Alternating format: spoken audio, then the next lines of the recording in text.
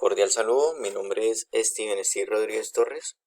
A continuación doy explicación en el siguiente programa en C#, donde vamos a obtener la suma de tres números, pero su condición debe ser que deben ser números enteros, positivos y pares.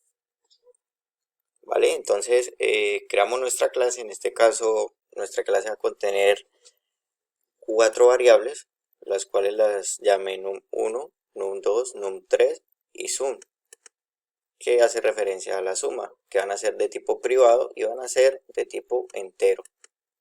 Posterior a esto generamos nuestro constructor, el cual va a tener como parámetro pues nuestras cuatro variables. Siguiente a esto, creamos nuestro primer método, el cual va a solicitar nuestros datos.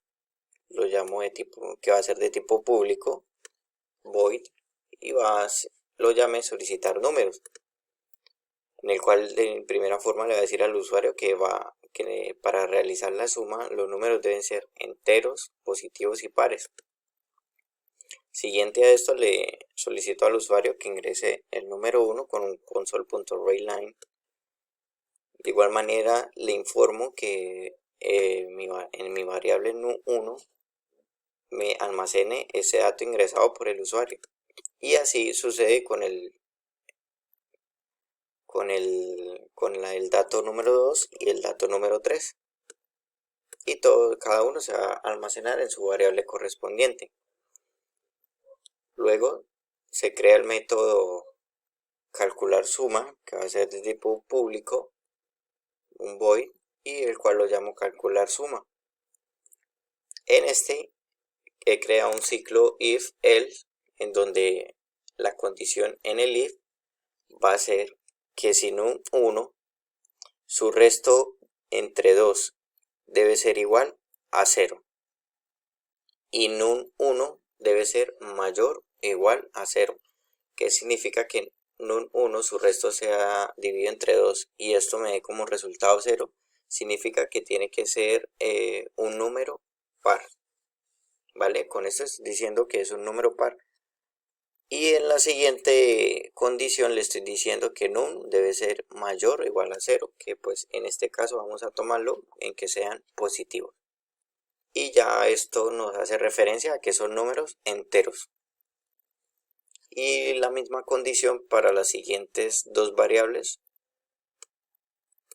Y esto anidado, mis tres condiciones anidadas en el if.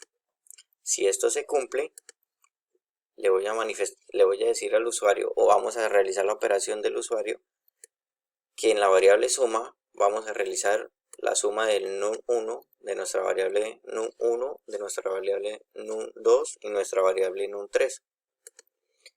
Y con un console.readline le voy a informar al usuario que son efectivamente números pares y también que el resultado de la suma es nuestra variable suma.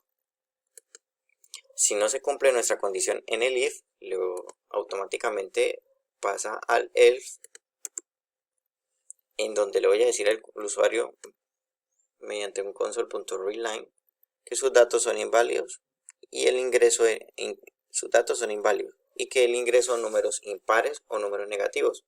Por tal motivo no se puede realizar ninguna operación. Nos dirigimos a nuestro program en nuestro método main, en donde llamamos nuestra clase, creamos nuestro objeto e inicializamos nuestro constructor con sus respectivos parámetros. Y simplemente llamamos al método de nuestra clase sumatoria, llamamos a nuestro método solicitar números, que es el que va a informarle al usuario qué es lo que necesita, y el usuario va a digitar y lo vamos a guardar y almacenar en nuestras variables respectivamente.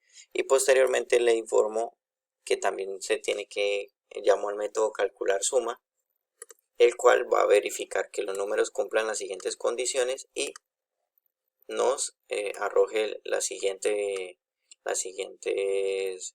comentarios. Lo siguiente que está en consola lo muestra el usuario, de lo contrario no muestra lo siguiente.